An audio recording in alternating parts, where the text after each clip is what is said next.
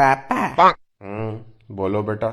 ये सब लोग मिडिल क्लास इतना करते रहते हैं, इसका मतलब क्या होता है मिडिल क्लास का? मिडिल क्लास मतलब हम बेटा।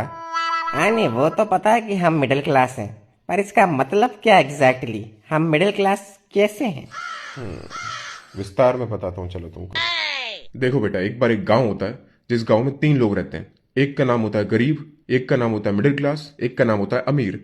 अब गांव में सभी लोगों को सुविधा मिल सके, इसके लिए यह तय होता है कि सभी लोगों को टैक्स देना पड़ेगा, महीने का 100 रुपए। गरीब इतना कमाता नहीं है तो वो टैक्स भर नहीं सकता। अमीर के पास अपने जुगाड़ है तो वो कुछ ना कुछ करके अपना टैक्स बचा लेता है। अब बचा मिडिल क्लास जिसको पूरा टैक्स भरना पड़ता है।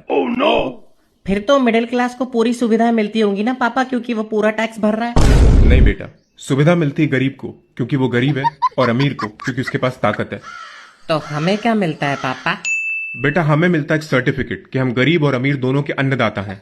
हमारे टैक्स के पैसों से गरीब के घर में राशन पानी भिजवा देती है सरकार, और हम जो लोन के ऊपर बैंक को इंटरेस्ट का पैसा देते हैं, वही पैसा बैंक किसी अमीर आदमी को देता है ताकि वो अमीर आदमी इस देश को छोड़कर भाग जाए। तो इन शॉर्ट बेटा, हम इस देश के सुपर हीरो हैं। अन्नदाता हैं हम गरीबों और अमीरों के। मिडिल क्लास बहुत बड़ा सुपर हीरो। समझ गया पापा।